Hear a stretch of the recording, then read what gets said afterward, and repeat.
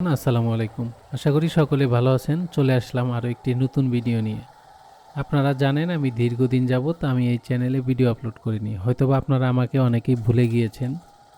আগে আমি যখন ভিডিও ছাড়তাম হয়তোবা ২-৪ জন আমাকে কমেন্ট করতেন। কিছু মানুষের ভালোবাসা আমার সাথে ছিল। আমি জানি না তাদের মধ্যে কয়জন মানুষ এখন ইউটিউবিং দেখেন আর কি।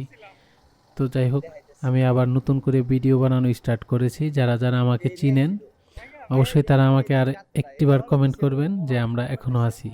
তো প্লিজ সকলে আমাকে সাপোর্ট করবেন। আমি আগে যেরকম ভিডিও করতাম এখনও নিয়মিত সেরকম ভিডিও করার চেষ্টা করব। আপনাদের সাপোর্ট আশা করছি আমি। তো যাই হোক, দীর্ঘদিন পর ভিডিও নিয়ে আসলাম, যেহেতু একটু কথা বলেই নেই আপনাদের সাথে। আজকে ছোট্ট একটি টপিক নিয়ে কথা বলবো, সেটা হলো বাইকের তেল কিভাবে বেশি খায়। বাইকের তেল বেশি খাওয়ার কয়েকটি কারণ রয়েছে। তার মধ্যে অন্যতম একটি কারণ হলো আমরা যখন বাইকের তেলটা ভরি, দেখা যায় অনেকের বাইক না চালাইলে মানে ঘরে রাইখা দিলেও অনেক সময় আপনার তেলটা শেষ হয়ে যায়। কিন্তু এটা কেমনে হয় এটা অনেকেই জানে না। এটা হওয়ার মূল কারণ হইল আপনারা দেখবেন ট্যাঙ্কির ওইখানে হাওয়া ঢুকে, ট্যাঙ্কিতে যে কোনোভাবে হাওয়া ঢুকে। যেমন তেল ভরার যে জায়গাটা রয়েছে ট্যাঙ্কির মুখ, সেখান দিয়ে অনেক সময় হাওয়া ঢুকলেই তেলটা কিন্তু আস্তে আস্তে শেষ হয়ে যাবে। কারণ হইল আপনি যখন অকটেন কিনে একটা বোতলে রেখে মুখাটা খুলে রাখবেন, দেখবেন যে আপনার সব পেট্রোল উড়ে গিয়েছে, মানে একটা বাষ্প আকারে এটা উড়ে যায়, যার কারণে তেলটা শেষ হয়ে যায়। তো সেক্ষেত্রে ট্যাঙ্কির ক্ষেত্রেও সেম, আপনি ফুল ট্যাঙ্কি ভরে রাখলেও যদি দেখা যায় যে আপনার ট্যাঙ্কিতে কোনোভাবে হাওয়া প্রবেশ করতে পারে, ট্যাঙ্কির মুখাটা ভালোভাবে লাগানো না থাকে, সেক্ষেত্রে কিন্তু আপনার তেলটা শেষ হয়ে যাবে।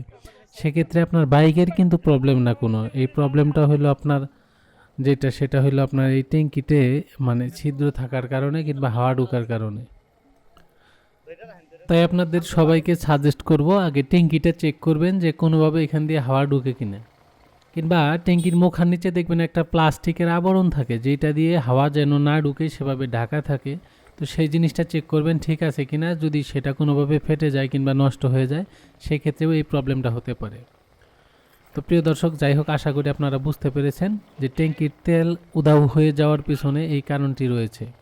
আশা করি আমার এই বিষয়টি নিয়ে আপনারা দেখবেন, তাহলে কিন্তু আপনারা এটার থেকে পরিত্রাণ পেতে পারেন। তো যাই হোক, অনেক দিন পরে একটি ভিডিও করলাম, জানি না কেমন হয়েছে। আপনারা সকলে আমাকে সাপোর্ট করবেন প্লিজ। যারা নতুন এসেছেন ভিডিওটি লাইক দিয়ে আমার ভিডিওটা একবার শেয়ার করে দিবেন, যাতে আরও নিউ সাবস্ক্রাইবার আমি পেতে পারি। তো আপনাদের জন্য আমার পথ চলা, আশা করি আমাকে পুরোপুরিভাবে সাপোর্ট করবেন। সকলে ভালো থাকবেন। আজকের ভিডিওটি এই পর্যন্তই। আমার সব দিক নিয়ন্ত্রণ হবো, হয়তো ভালো না হয় খারাপ, কথা বুঝছেন।